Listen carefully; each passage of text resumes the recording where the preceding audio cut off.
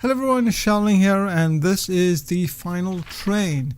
I saw some footage of this a little while ago and I thought it looked pretty interesting, but wasn't sure exactly what type of game it was. Well, I've finally spent some time with the game, and I'm here to tell you whether or not I think it's any good.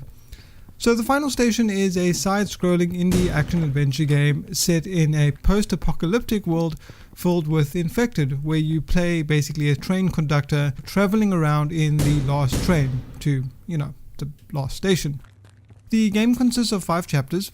Each chapter is divided into sections, parts where you'll be micromanaging things on the train, parts where you'll be traversing various levels, and at the end of each chapter you'll reach a large inhabited station where you'll be rewarded for the number of passengers you bring back, and you'll also be able to buy new supplies as well as find out some more about the backstory.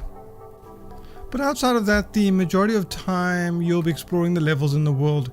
Now every train stop is a different level essentially that will be filled with infected NPCs that will join your train, or ones that you'll talk to that fill in the backstory a bit, and various places that can be scavenged for supplies and crafting materials, as well as places where you are going to find more backstory in the form of notes and computer dialogues and things like that. But the goal of every stage in the game is to essentially get a code to unlock what is called a blocker. And these blockers exist at the beginning of every station, which will basically stop your train. So you'll need to arrive at a new station, explore the level to find the blocker code, get back to your train, put in the code, and then it'll allow you to advance past that particular station onto the next station.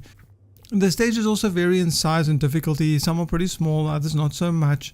And the consistent thing is obviously going to be the infected that are present on all of these stages, aside from the very start of the game. The exploration in the game works one room at a time, so you'll need to open a door for the content of the room to be revealed.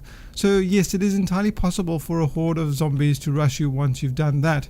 All of these require a different approach. You have a melee attack button, so you can right click to do a short melee attack, or you can hold down the right button to build up a stronger melee attack which will kill them with one hit. The melee attacks work relatively well on the normal infected, even if there are a group of them, so long as you have enough space to backpedal. There are smaller ones that run toward you, which I found safer to shoot, or you could build up a strong attack if you do know that they're going to be there, but if there's more than one, that's going to be a bit of a problem.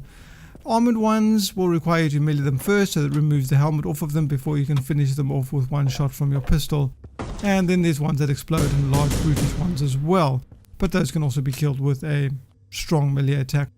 You also get a shotgun later in the game, and while that is equipped, it seems to offer you a better and a stronger melee attack, at least one with more range. Ammo for these guns is pretty limited, especially in the beginning of the game, so you don't really want to be wasting it, otherwise you're not going to have it when you need it, and guaranteed you will need it. Outside of that, the exploration is pretty fun for the most part, looting, killing infected, and unlocking tidbits of information about the world and its inhabitants. You also come across objects that can be thrown on these levels, such as boxes and chairs. These are very useful since they can kill an infected with one hit. The issue that I came across sometimes is that you'll open a door and be rushed by a group of zombies, perhaps some small fast ones, some normal ones or whatever, and only after you've used a bunch of ammo to take them out, or at least the fast ones, you realize, oh, there's a box in the room, or there's a chair in the room, or a TV, or something that could have been thrown to save you some ammo. So you will have the option to restart it and replay it. There seems to be a degree of trial and error with this game. So you'll open a door to see its contents, to see what kind of encounter you can expect. Sometimes you'll die, sometimes, as I said, there'll be things that you can throw. So yes, there's a bit of trial and error in this particular game. Also, the levels obviously get more difficult as you progress further in the game, but overall, I'll say that the game isn't very hard. I didn't come across any sections that it became frustrating when I died, and also there is no penalty in the game for dying. You'll just get loaded at the closest checkpoint, which is generally very, very close to where you died.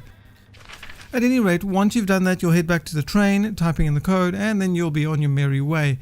Now, I mentioned earlier that you collect NPCs on your travels. Now, these NPCs are going to join your train and basically stay with you until the end of each chapter, where they'll get off, and if they survive, you'll get monetary rewards or weapon upgrades and that kind of thing.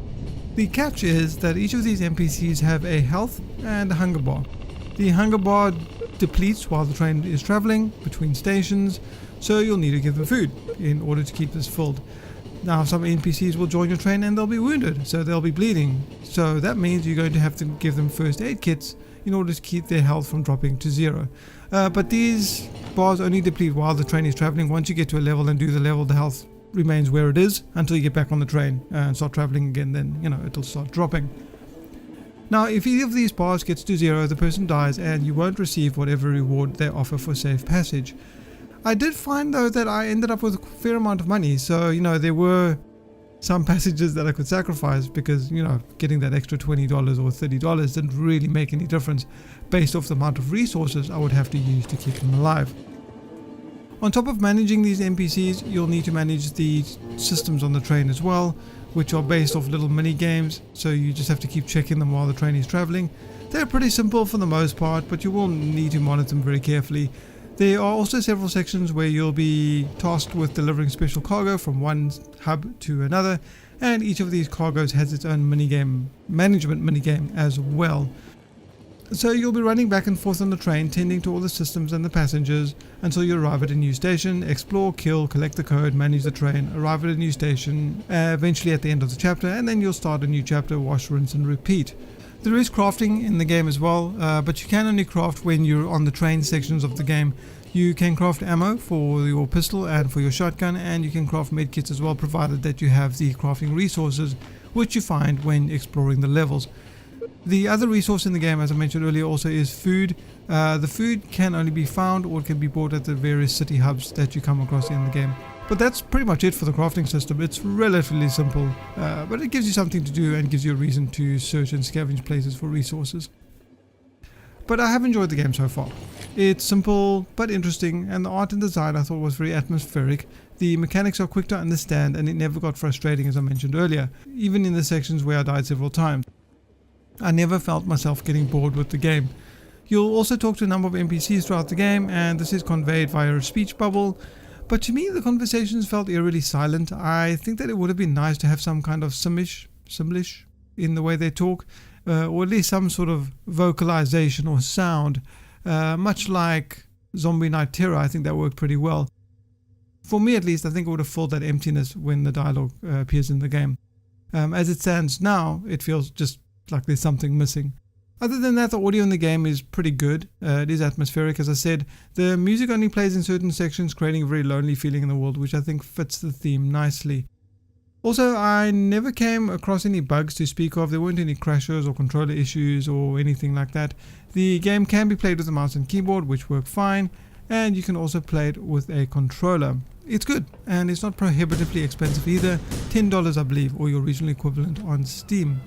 So that's been a look at the final station. Definitely worth checking out, I'd say, if you like what you've seen. For those of you who've always wanted to be a zombie slaying train conductor and or like trains in the apocalypse.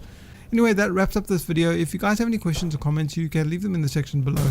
Otherwise, I've been Charling, and I'll see you guys next time.